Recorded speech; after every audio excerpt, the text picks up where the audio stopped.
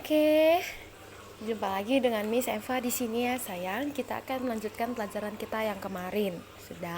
Kemarin kita udah belajar letak astronomis dan letak geografis. Sekarang kita masuk ke dalam letak geologis Indonesia. Oke sayang, letak geologis Indonesia. Apa sih Miss itu letak geologis? Letak geologis itu adalah letak suatu wilayah berdasarkan formasi batuan pada bumi. Berarti kalau ada kata-kata yang kalian ketemui artinya geologis, kata-kata geologis itu selalu berhubungan dengan namanya formasi batuan. Oke, ingat aja. Jadi kalau dibilang letak geologis itu berarti dia berdasarkan letak struktur batuannya, formasi batuannya, batuan di wilayah tersebut tersusun atas batu apa, tanahnya seperti apa. Jadi itu kalau geologis itu sayang, jelas itu ada nanti namanya unsur fisik. Nah, jadi di dalam geografi itu ada fisik, ada sosial. Kalau fisik ini bicara soal keadaan alam, di mana ada tanah, air, kan? Ada batuan. Habis batuan ada apa lagi, Miss? Apalagi sayang? Udara. Oke, good. Sedangkan kalau sosial ini dia bicara soal manusia. Manusia berarti apa, Miss? Penduduk. Oke, gampang ya, sampai sini gampang. Oke sayang, kita lanjut lagi. Nah, secara geologis wilayah Indonesia terdiri dari dangkalan Sunda. Oke, dangkalan Sunda, dangkalan Sahu, dan dangkalan Indonesia Tengah. Dangkalan Sunda itu dia ada di bagian barat, dangkalan Sahu ada di bagian timur, dangkalan Indonesia Tengah itu di antara bagian barat dan timur, berarti di bagian tengahnya. Oke, Miss, dangkalan Sunda itu apa? Dangkalan Sahu apa? Oke, namanya Sunda, Sahu, Indonesia Tengah. Oke sayang, dangkalan itu dia merupakan dataran lautan, dataran yang dia kedalamannya 0 sampai dengan 200 md meter dalam permukaan laut ya. Jadi 200 meter ke dalam permukaan laut. Jadi 0 sampai 200 meter itu masuk ke dalam dangkalan. Kedalaman 0 sampai 200 meter ke dasar laut itu dia masuk ke dalam dangkalan. Oke. Nah, itu dia secara geologis. Tapi ternyata Indonesia kita itu bukan cuman hanya terdiri dari dangkalan-dangkalan saja. Tetapi secara geologisnya, letak geologisnya juga, Indonesia juga merupakan pertemuan dua rangkaian pegunungan muda. Oke, pegunungan apa? Pasti kalian pernah dengar kan yang namanya bahwa Indonesia terletak di antara Sirkum Mediterania dan Sirkum Pasifik. Itu dari SD selalu pastikan. Oke, di sini Miss kasih penjelasannya lagi ya sayang, biar lebih wow kalian ilmunya. Oke, jadi Sirkum Mediterania ini dia adalah suatu sirkum pegunungan atau rangkaian pegunungan yang berasal dari bagian barat Indonesia, yang dimana sayang dia masuk dari pegunungan Alpen. Oke, dari pegunungan Alpen baru ke pegunungan Kaukasus, baru sampai ke Himalaya, baru masuk ke Malaysia, barulah dia masuk ke Indonesia. Jadi dari pegunungan Alpen sayang sampai ke Kaukasus, Himalaya, India, baru masuk ke Malaysia, barulah sampai dia ke Indonesia. Itulah dia jalur pegunungannya. Kemudian untuk bagian pegunungan bagian timurnya, dia mulai dari pegunungan Andes, pegunungan Rocky, baru masuk ke Jepang, baru masuk ke Filipina, baru masuk ke Indonesia. Jadi dia sayang, yang dimasuk dari Sirkum Mediterania itu udah dari pegunungan Alpen. Jadi secara singkatnya dia masuk dari Malaysia, baru ke Indonesia, baru Sirkum Pasifik dia dari Filipina, baru masuk ke Indonesia. Oke? Gampang ya, inilah dia jalannya pegunungan tersebut. Jadi kalau dibilang gunung itu satu, tapi kalau pegunungan itu rangkaian, berarti adanya gunung-gunung yang saling berhubungan. Oke, bagus. Kita lanjut lagi ya nak. Nah, sampai sini Miss harap mengerti, nanti videonya bisa diulang-ulang. Kita lanjut lagi. Nah, ada dia lagi di sini sayang. Kita masuk ke letak geologis, masih tetap letak geologis.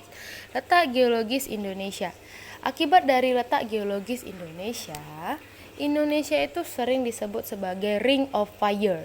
Fire ya kan, macam lagunya BTS. Oke sayang, Indonesia ini sering disebut sebagai Ring of Fire. Kenapa disebut sebagai Ring of Fire? Nah, karena Indonesia itu diapit oleh 3 lempeng terbesar. Kita kesini dulu ya guys.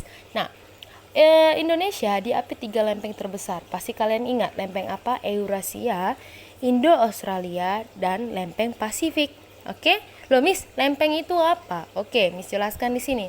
Lempeng itu adalah bagian litosfer. Kalau ada dibilang sayang bagian litosfer, ini dia termasuk ke dalam batuan. Batuan atau kerak bumi. Kerak bumi. Oke guys. Nah, bagian litosfer yang ukurannya panjang, besar, lebar dengan ketebalan, bayangkan edak dulu 50 sampai 250 km, Dek. Oke. Tebalnya itu dia tebal tuh dari atas, tebal ini misalnya lempeng. Udah. Nah, tebalnya itu dari atas sampai ke bawah itu sebesar 50 km sampai dengan 250 km. Tebal banget nggak? Tebal dong sayang. Oke, jadi udah lempeng itu ternyata dia terbagi dua anakku. Ada lempeng benua, ada lempeng samudra. Apa bedanya Miss? Lempeng benua ini adalah kerak pembentuk benua. Ingat, benua yang kita pijak, benua yang kita tinggali itu merupakan lempeng. Lempeng benua. Lempeng benua itu dia ciri-cirinya tebal dan dia mengapung. Karena dia mengapung lah, udah sayang, makanya kita bisa tinggal di atas lempeng benua. Di mana mereka mengapung Miss? Pada lapisan atenosfer. Nanti kita pelajari lagi ya sayang, itu inti bumi. Nanti kita pelajari dari inti bumi, mantel luar bumi, kerak bumi, itu nanti kita pelajari di litosfer. Sudah? Kemudian terdapat kontinen. Maksudnya kontinen ini yang daratan sayang, masih ada daratannya. Sudah? Kemudian kalau lempeng samudra itu adalah kerak pembentuk dasar samudra. Berarti lempeng samudra berada di mana, Miss? Berada di dasar samudra. Contohnya adalah lempeng Pasifik tadi sayang. Ada di Samudra Pasifik. Oke, dasarnya. Kemudian cirinya dia itu tipis dan berat. Tipis dan berat. Karena tipis, dia menjadi bentuk yang padat. Padat menyebabkan dia berat dan akhirnya dia tenggelam dan berada pada dasar samudra. Gampang ya? Oke, sehingga lempeng-lempeng tersebut nggak tidur aja sayang, dia juga bergerak, ada gerak-gerak lempeng. Gerak lempeng itu ada apa aja Miss? Ada konvergen, divergen, dan transform. Kalau dibilang dia gerak konvergen, itu adalah gerak lempeng yang saling mendekat. Oke? Gerak lempeng yang saling mendekat. Jadi karena adanya gerak lempeng yang saling mendekat, misalnya lempeng yang satu, ini lempeng yang satu dengan lempeng yang satu saling mendekat, bisa terjadi yang namanya apa sayang, naik dia ke atas kan, terjadilah pembentuknya pegunungan. Atau anggap saja ini terpisah terus mereka tabrakan dan akhirnya saling mendekat, jadilah pegunungan, bukit, gunung api. Oke, gampang. Nah, kemudian gerak lempeng yang saling menjauh. Gerak lempeng yang saling menjauh berarti dia terpisah. Kalau terpisah berarti bisa menyebabkan dasar samudra seperti itu atau lautan. Sedangkan kalau dia transform nakku, transform ini dia adalah gerak lempeng sesar atau berpapasan. Di mana berpapasan atau hanya sesar itu misalnya gini, tadinya mereka gini menyatu kan, tapi karena adanya gerak sesar patah. Makanya bisa menyebabkan terjadinya patahan seperti itu dia. Gampang ya nak? Udah, jadi ingat gerak lempeng ada 3, ada konvergen, divergen, dan transform. Udah, jadi kenapa Miss Indonesia tadi dibilang Ring of Fire? Belum Miss jawab. Jadi sebenarnya singkatnya itu adalah Indonesia memiliki banyak gunung api.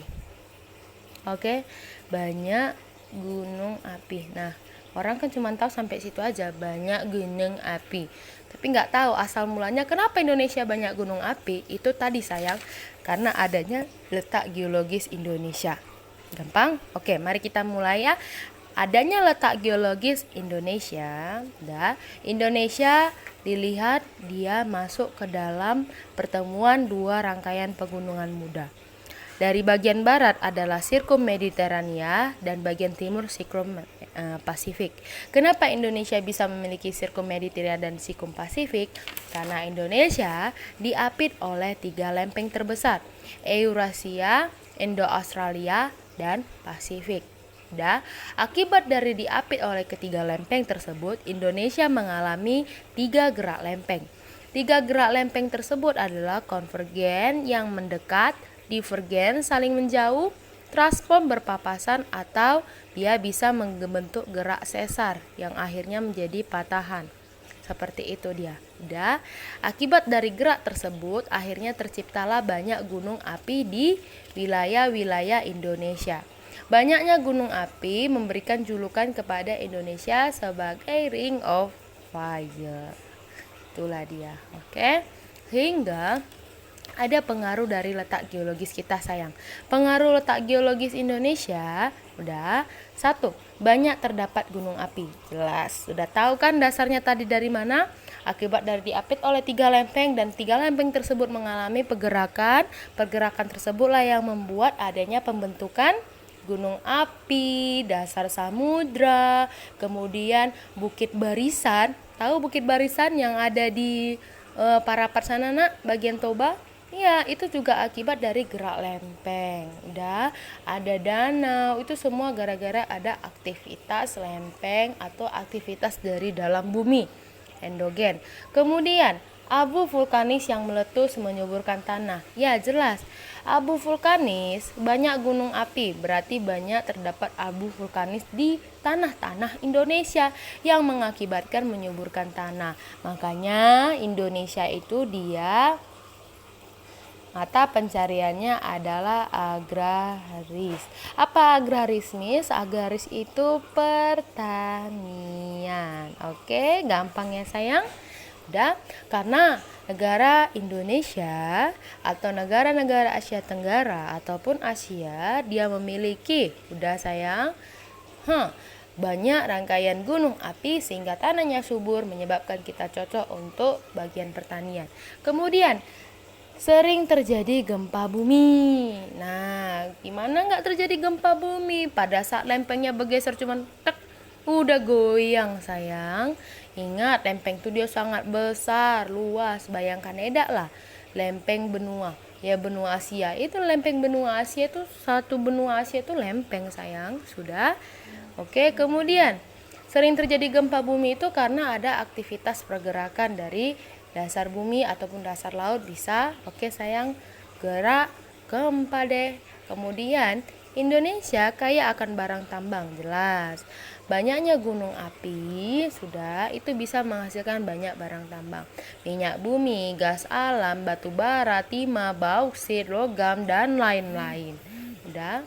Kemudian bentuk muka bumi itu beragam. Ini tadi karena adanya gerak lempeng yang mendekat, menjauh, kemudian ada yang patahan, itu menyebabkan muka bumi kita itu memiliki bentuk yang beragam. Nanti ilmu yang mempelajari tentang keragaman bentuk muka bumi itu disebut dia dengan geomorfologi. Jangan lupa ya nak, ini pengetahuan umum. Geomorfologi yang mempelajari tentang bentuk muka bumi. Jadi kalau ada morfologi, kata-kata morfologi yang kalian ketemui itu berarti dia menceritakan atau bertujuannya mengatakan bahwa ilmu itu mempelajari tentang muka bumi. Oke, sampai sini ngerti. Kita lanjut lagi, ada sedikit lagi sayang, letak sosiokultural. Kalau udah dibilang sosiokultural berarti berdasarkan keadaan sosial dan kebudayaan. Ingat aja itu kata-kata kunci dan kata-kata pentingnya. Sudah anakku? Jadi Indonesia itu dia merupakan pertemuan titik. Pertemuan titik apa, Miss? Pertemuan antara benua Asia dan Australia. Jelas kan Indonesia di tengah, guys. Ya enggak? Jadi sehingga akibat Indonesia berada di antara Asia dan Australia terjadilah akulturasi kebudayaan. Apa Miss akulturasi? Akulturasi adalah penggabungan dua kebudayaan tanpa meninggalkan budaya lama masing-masing. Maksudnya apa Miss? Misalnya, contohnya sayang, contoh dekatnya itu udah kalau kalian pergi ke pesta-pesta, mau adat Batak, adat Jawa, udah pasti ada yang namanya kibotan kan, pentas kan. Jadi sebenarnya kalau cuman pakai musik adat Batak aja, ya dia hanya sekedar tagading, ya kan, baru seruling. Tapi terjadilah akulturasi kebudayaan itu tadi adanya pengaruh dari Australia, ya, Australia dan benua Asia. Ada nanti di pesta itu keyboard. Kalian menemukan keyboard. Keyboard itu sayang, itu bukan budaya asli Indonesia, bukan budaya Batak, bukan budaya Jawa, tapi itu adalah budaya luar negeri, orang barat, ya kan? Sehingga kita mengkolaborasikan atau menggabungkan keyboard dengan tagading. Jadi enak kan joget ya kan? Nah, itu dia tadi akulturasi kebudayaan, adanya penggabungan dua kebudayaan tanpa meninggalkan budaya lama. Jadi walaupun di pesta adat Batak dia memakai keyboard yang merupakan itu adalah budaya orang barat, tetapi tetap ada tagading, alat musiknya orang Batak, ada seruling, jadi dilakukan perpaduan, ternyata menjadi lebih indah. Ingat sayang, berbeda itu indah ya kan, itulah dia. Kemudian letak sosiokultural ini itu biasanya ada kata sama. Sama apa, Miss? Sama-sama memiliki masalah jumlah penduduk. Astaga, tahu kalian ya kan? Asia itu merupakan penduduknya yang paling padat dari semua benua, ya kan? Kenapa bisa, Miss, Asia ini merupakan penduduknya yang paling padat? Yuk kita tes yuk. Ini sekedar tambahan. Penduduk terpadat nomor 1 RRC. RRC di mana sayang? Asia Timur. Oke, good. Kemudian yang kedua, habis RC siapa nomor 2 guys? India. Acah ya. Ini India ini di mana sayang? Asia Selatan guys. Oke, gabung lagi masuk 3. Oke, sekarang agak melenceng. Ada dia Amerika Serikat. Ini di mana? Jelas lah, Duk. Mana? Amerika Utara. Oh. Oke, kemudian berikutnya yang keempat. Siapa nih? Ya kamu ya kan? Indonesia. Indonesia ini, ayo. Asia apa? Asia Tenggara. Maafkan tulisan Miss yang jelek ini, akan abaikan. Yang penting ilmunya ya sayangnya, semangat belajarnya. Oke, yang kelima. Siapa Miss? Yang kelima Brazil. Nah, baru masuk kita ke Brazil. Amerika Selatan. Oke, good. Nah, maksudnya apa nih buktinya, Miss? Buktinya bisa kita lihat, makanya benua Asia itu merupakan benua yang penduduknya paling padat. Untuk nomor 1, Asia Timur. Nomor 2, Asia Selatan. Baru masuk lagi Asia Tenggara. 3 negara di benua Asia itu merupakan penduduk terpadat di dunia. Udah main kali kan? Mantap. Oke. Kemudian negara berkembang. Aduh, sakit kepala Barbie ya kan?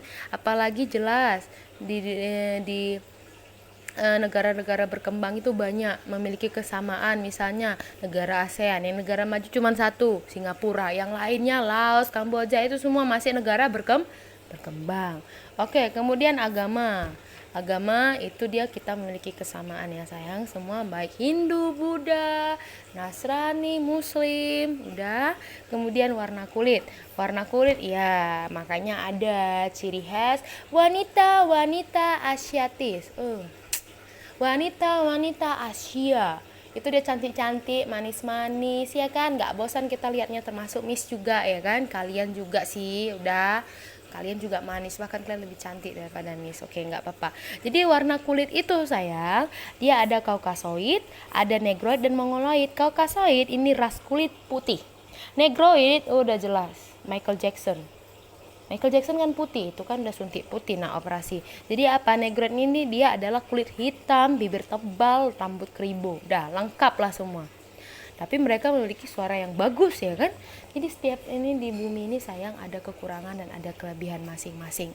Sudah, jadi jangan pernah sepele terhadap sesuatu. Oke, sampai situ lah ya Miss Eva Teguh, nggak usah dilanjuti. Oke, ada lagi sayang, Mongoloid ini lah las kulit kita, las kulit Asia, kuning langsat, sawo mateng ya kan, eksotis kita, manis ya kan. Gak apa-apa lah ya Asia. Yaudah. Oke sayang, sampai situ mungkin pelajaran kita sampai saat ini. Seperti biasa nanti kalian pindahkan ke catatan ya nak ya. Pindahkan ke catatan, beli warna-warnanya. Ini gak ada di buku loh nakku, makanya Miss kasih catatan seperti ini karena ini gak ada di buku. Kalau yang ada di buku ngapain dicatat ya kan, dibaca-baca aja ya. Jadi ini tambahan catatan kita. buat rapi ya nak, nanti akan ada saatnya Miss minta kumpulkan itu semua untuk diantarkan ke sekolah. Bisa mengerti? Bisa, Miss nggak mengerti. Sampai sini dulu videonya. Terima kasih sayang.